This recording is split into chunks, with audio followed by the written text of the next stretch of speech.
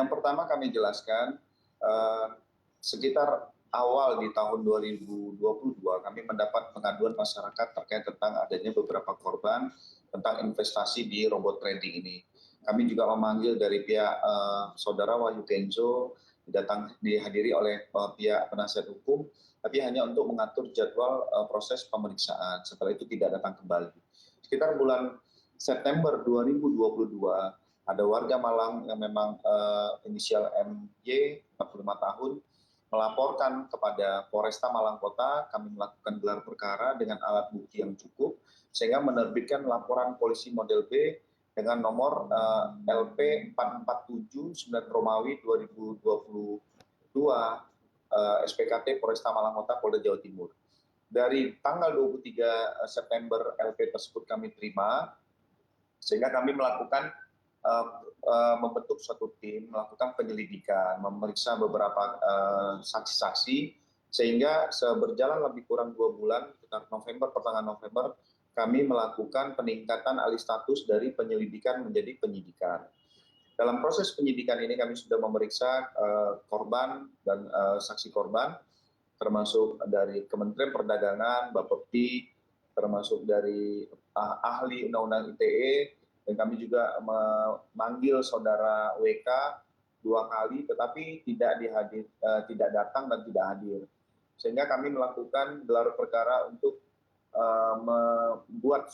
mengeluarkan surat perintah membawa. Pada saat tanggal 3 Maret 2023, kami mendapat informasi bahwa saudara WK berada di sekitar area Malang. Nah, kami coba menelusuri, mendalami, dan hari Sabtunya sekitar pukul 10 pagi, di salah satu tempat di wilayah Surabaya, kami menemukan saudara WK dan membawa ke Polresta Malang Kota untuk dilakukan pemeriksaan sebagai saksi. Setelah proses pemeriksaan sebagai saksi, kami melakukan gelar perkara, alih status dari saksi menjadi tersangka. Yang bersangkutan juga didampingi oleh penasihat hukum.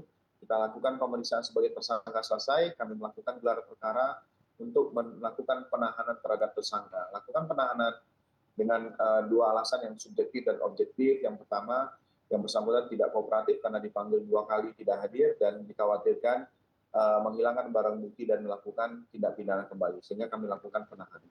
Baik, Pak, boleh dijabarkan apakah modus yang dilakukan oleh Wahyu Kenzo ini serupa dengan kasus-kasus robot trading lainnya? Dan apakah ditemukan dari barang bukti itu sebuah aplikasi atau mungkin software yang digunakan, bentuk bukti tawaran, chat dan sebagainya? Seperti apa, Pak?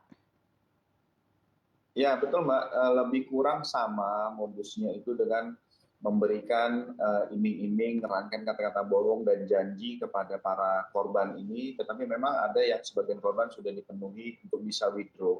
Tetapi banyak korban-korban yang belum bisa withdraw ataupun berapa investasi yang dimasukkan itu belum bisa ditarik sama sekali ataupun bisa kembali sama sekali. Nah, dari rangkaian kata-kata bohong tersebut jadi janji akan memberikan profit 5% sampai dengan 20%. Ini memang sangat signifikan ya kalau kita melihat dari bunga bank sendiri.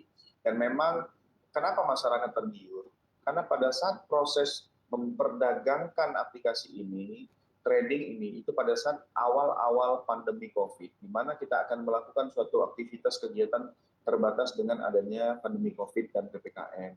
Sehingga masyarakat percaya untuk melakukan suatu aktivitas kegiatan trading ini dari rumah. Nah, kami juga pada korban melihat ada beberapa web yang digunakan aplikasi dalam trading ini. Menurut keterangan dari tersangka sendiri, ada sekitar 25.000 member dan 350.000 akun, di mana sudah menerima dan mengelola sekitar 9 triliun kerugian masyarakat ini. Tapi kami juga akan mendalami dari beberapa saksi nanti dari pihak manajemen Pansaki ya, yang dinaungi oleh saudara WK ini. Oke, baik Pak. Apakah kasus ini memiliki afiliator-afiliator lainnya juga, Pak? Kalau kita lihat dari kasus serupa, kan banyak yang terlibat, tidak hanya si Wahyu Kenzo ataupun tersangka Wahyu Kenzo ini aja, tetapi ada banyak orang lain. Apakah nama-nama tersebut sudah dikumpulkan, Pak? Ya, ini karena memang pada saat sudah kita melakukan penetapan tersangka, kita lakukan penahanan, kita juga memberi ruang kepada tersangka karena memang pemeriksaan maraton ya Mbak ya.